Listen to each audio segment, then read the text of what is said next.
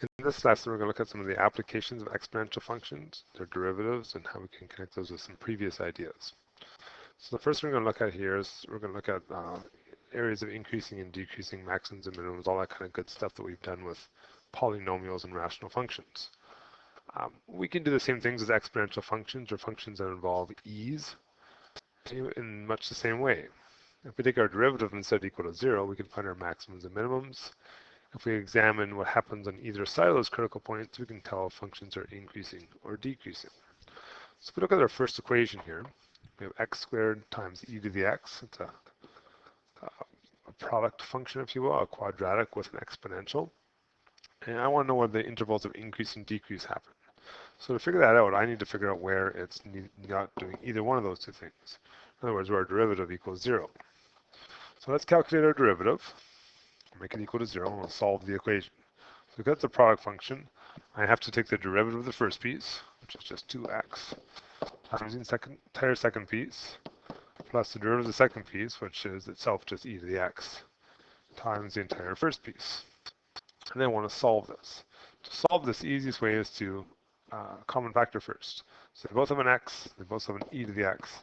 We'll be left with 2 plus x. Where can this equal 0? Well, this can equal 0 where x is 0, because 0 times e to the x would be 0. And it can also equal 0 where x is negative 2. So there's our critical points. If I want to find increasing or decreasing, I make intervals. Okay, so from less than negative 2, from negative 2 up to 0, and it throws those in backwards. Sorry, I'll fix that. Negative 2 on the left and 0, and then obviously greater than 0. And I want to know if my function increasing, decreasing, what's going on here. So let's pick a number less than negative 2, for instance, negative 3. I want to take away the arrows for a second here. If I were to put negative 3 in for x, I'd get negative 3 and e to the negative 3. Well, e to the negative 3, a negative exponent, just makes a small fraction, 1 over e to the 3. Either way, though, we're multiplying by negative 3, so I have a negative out front. If I put negative 3 inside the bracket, 2 plus negative 3 makes a negative also, and two negatives, negative times negative, makes a positive. We'll try it again with negative 1. I'll get negative 1 e to the negative 1 out front. All that really matters is the negative 1 piece. And inside the bracket, I'll get 2 plus negative 1, which is a positive 1.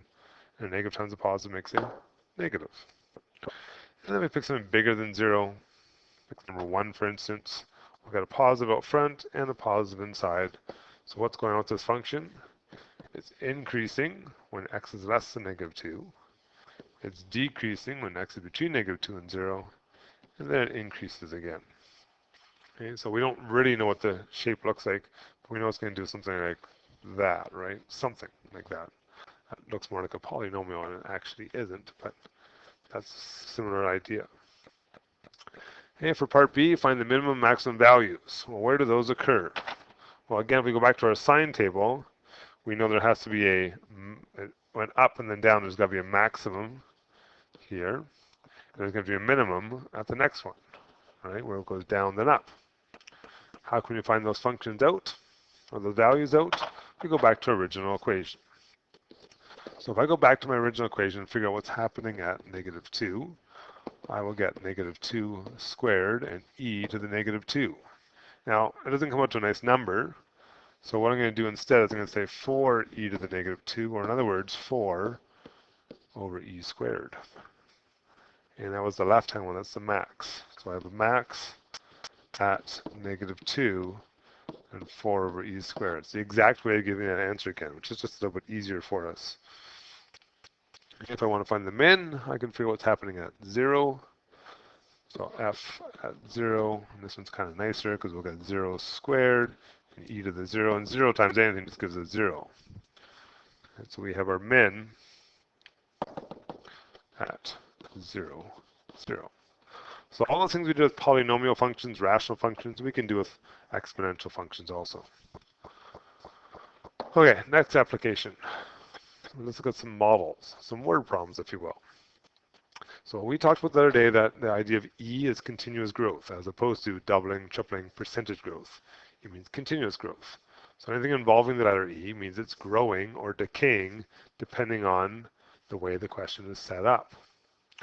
So let's look at our example here. The number of rabbits in a forest at time t in months is given by this equation. Let's figure out the initial population of rabbits. In other words, what are we starting at? What is R at 0?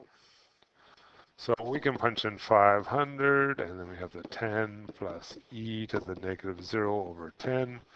And negative 0 over 10 is just 0, and e to the 0 is just 1. So inside the bracket, we have 10 plus 1, which is 11. 11 times 500 will give us 5,500. So we have a fair bit of rabbits. Okay, part B, determine the limit of RT and interpret its meaning. So our limit for RT is what happens as we approach a really big number. So let's give it a try. What's the limit of RT as t approaches infinity? So if you were to think of a really big number, and you were to put it into the bracket for t, what would happen? We'd get a really big negative exponent. Well, what's a really big negative exponent going to do for us? Well, that's going to make a number to a really big exponent on the bottom of a fraction. 1 divided by a huge number. What's that going to give us? Well, that's a number really close to 0, right? So we end up in the bracket with 500 and basically 10 plus 0. Not exactly, but so close to 0 doesn't really make a difference anymore. And 500 times 10 makes 5,000 rabbits. And we've talked about the limit. The idea of a limit is what happens as we approach the end behavior, if you will. So over time, in practical situation, the population will level off, approach to 5,000 rabbits. Okay, so it's doing something like this, right? It's approaching 5,000, way down the road. And we know it's actually a decreasing function because our exponent is a negative exponent. Okay, let's try part C. How fast is the population changing after 1 year? So we're looking at a instantaneous point in time, 1 year. How fast is it changing? To do that, we need our derivative. So to find our derivative, it might be easier, and I like getting rid of brackets. I don't know, it makes life easier to deal with the expression in that format. And get rid of the 500, get rid of the brackets. Make it look less complicated. So when I do my derivative, well, the derivative of 5,000 is nothing, right? I can get rid of that part altogether. But if I leave it in bracket form, it might cause some confusion. You're thinking about product rule and chain rule and all those other things. Now I only really need to worry about the derivative of the second half. So my function stays exactly the same times the derivative of the exponent, which is negative 1 over 10. And if I multiply these two things together, we'll end up with an expression of negative 50 e to the negative t over 10. So how fast is it changing at 1 year? Well, let's figure it out. What's r prime at 1? Negative 50 e to the negative 1/10. Punch in your calculator, which you obviously need a calculator. It should be negative 15.1. And this is rabbits per year. So roughly our population is decreasing, declining at 15 rabbits a year. Slowly dropping at that point. Now let's go look at D.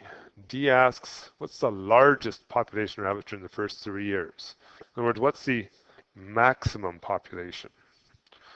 So to find maximums, we know from past experience, we can find maximums where our derivative is equal to 0.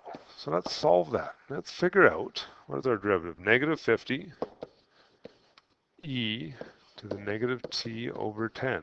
Let's figure out where this equals 0. What value of t would actually make this work? If you stop and think about it, no matter what number you put in for t, it's never going to come out to 0. You could put positive numbers in, you could put negative numbers in, you could put 0, but it's always going to end up with 50 times e to the something.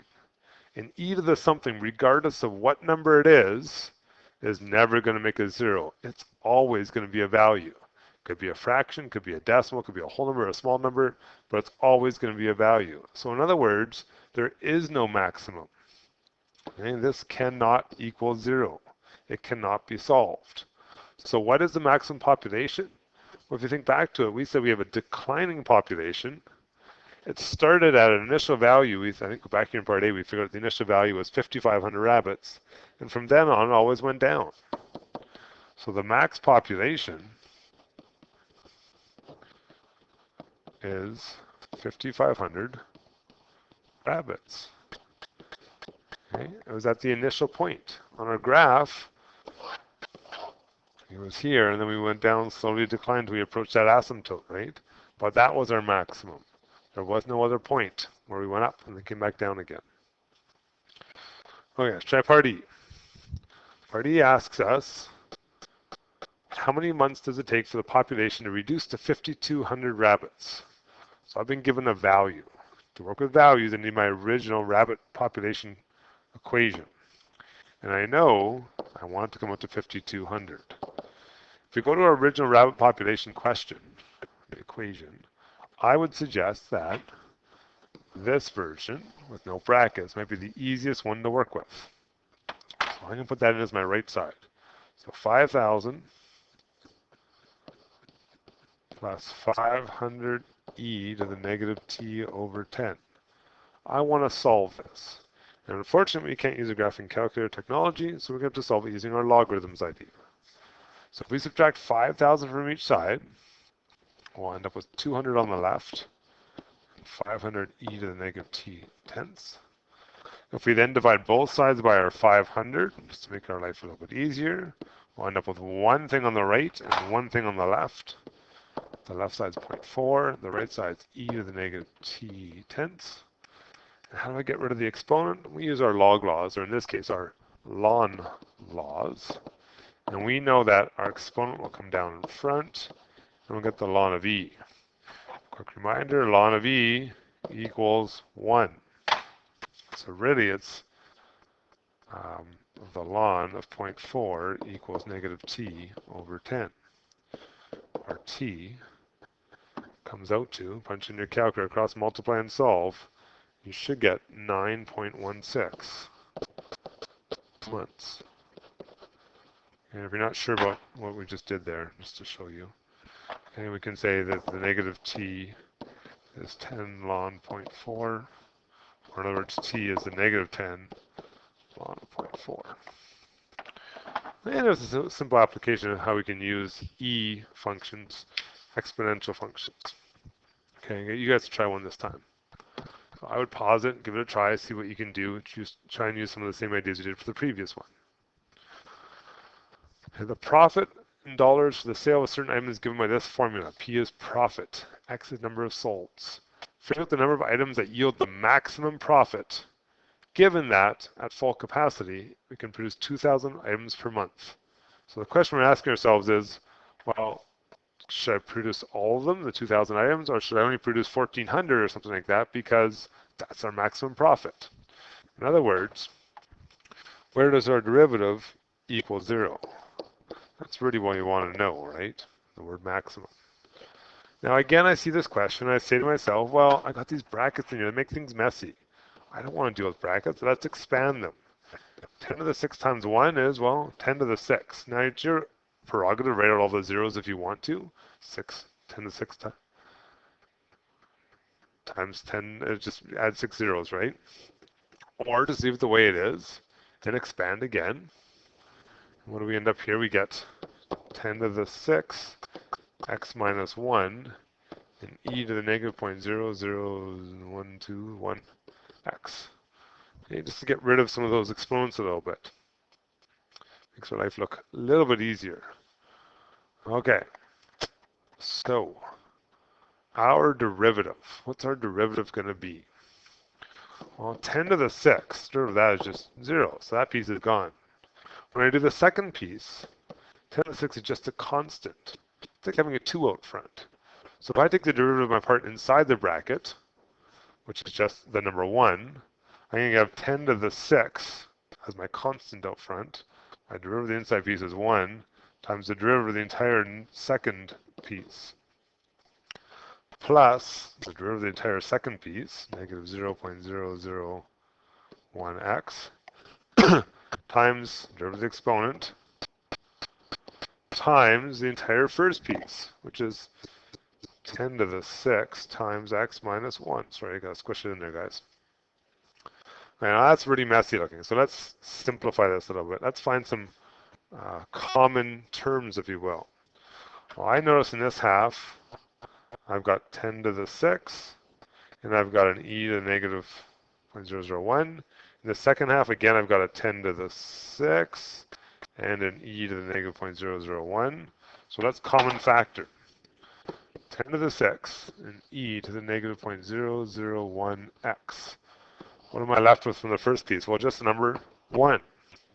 And the second piece, I'm left with minus 0.001 times x minus 1. Okay, that makes things a little bit simpler.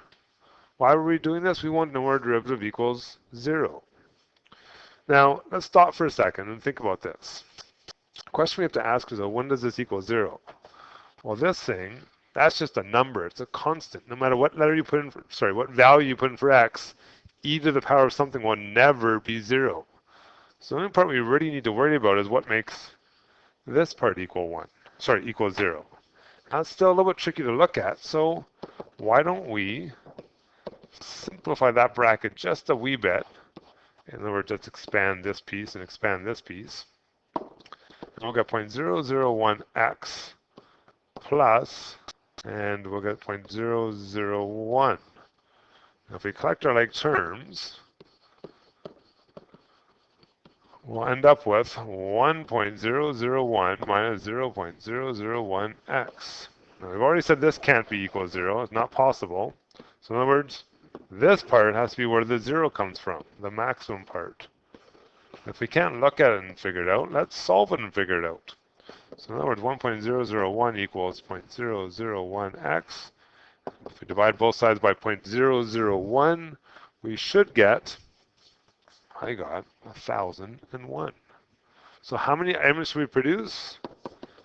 We should produce 1,001 items.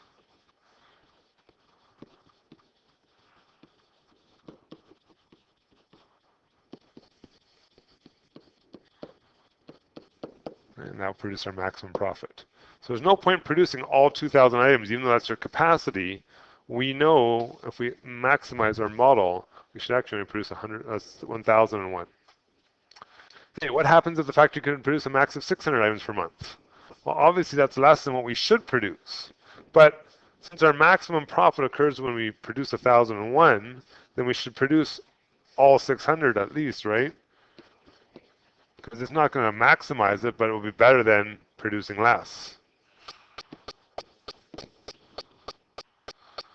Okay, so when we're given boundaries, in this case a domain, x has to be the most it can produce is 600, you have to ask yourself, do I go all the way to the end of the boundary, or should I stop before it? In part A, we should stop before it. We maximize at 1,001. In part B, 600 as much as we can do, but since our maximizing models, we need 1,001, you might as well go as far as you can and maximize your capacity. Okay, last question. Okay, last example. So we have a monthly revenue for some sort of electronic item sold in thousands of dollars for X 100 units. Given by this beautiful equation, I notice a quadratic and an E in there, where the maximum capacity of the plant is 800. So our question again is, what should we do to maximize revenue? Produce all 800 or produce a little bit less than that? So we're back to our idea of, I want to maximize something. Let's figure out where derivative equals 0. So in this case, our derivative is a product of two things. So we use our product rule. So if I take the derivative of the first piece, we'll get 100x times the entire second piece. The derivative of the second piece, which is that half, would be e to the negative 0.4x times the entire first piece, which is 50x squared. And you notice we have this plus 30 at the end. but that doesn't actually affect any part of our derivative, because the derivative of 30 is all by itself is just 0. Okay, I want to simplify this. So I'm going to common factor. I notice they both have a 50x.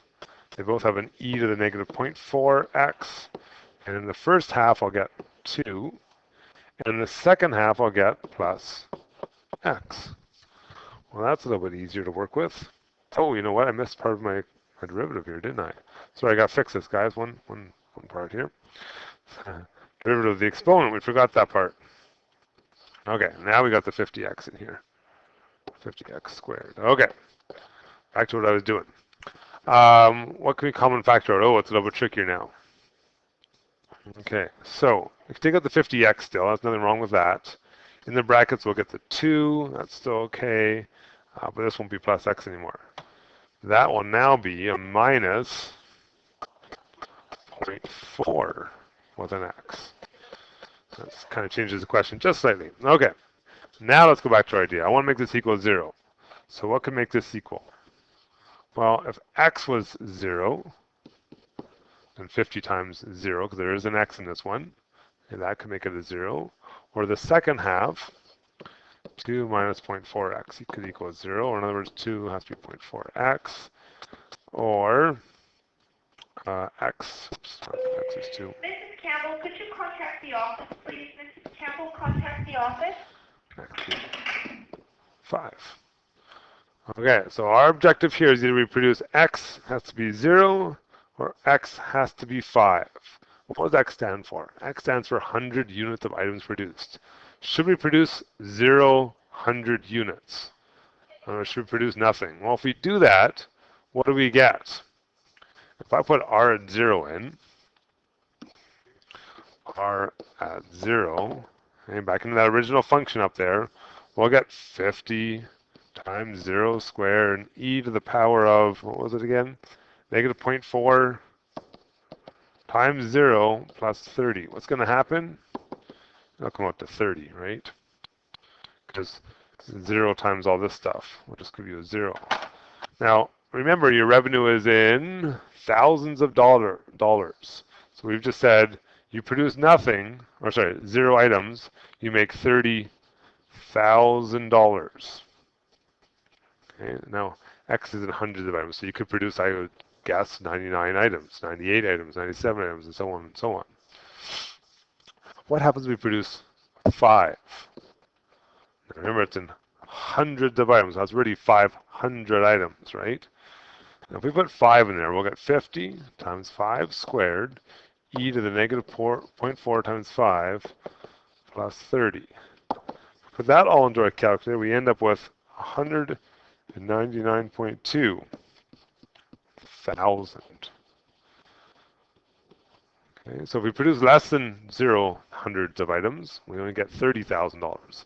But if we produce 500 items, we get $199.2 thousand, which is better. Well, obviously the 5. Okay, we should produce 500 items. Assuming we can, and the question they told us that our max production was, I think it was 600, wasn't it? Oh, 800. So we can produce 500, and we can maximize at 800. And there is the end of some exponential applications. Okay, homework. Give it a try. A couple of questions there you should be able to work with. Either analyzing E functions, solving functions using lns, or using derivatives to maximize and minimize things. Okay, if you're stuck, come see me. And that's the end of that unit.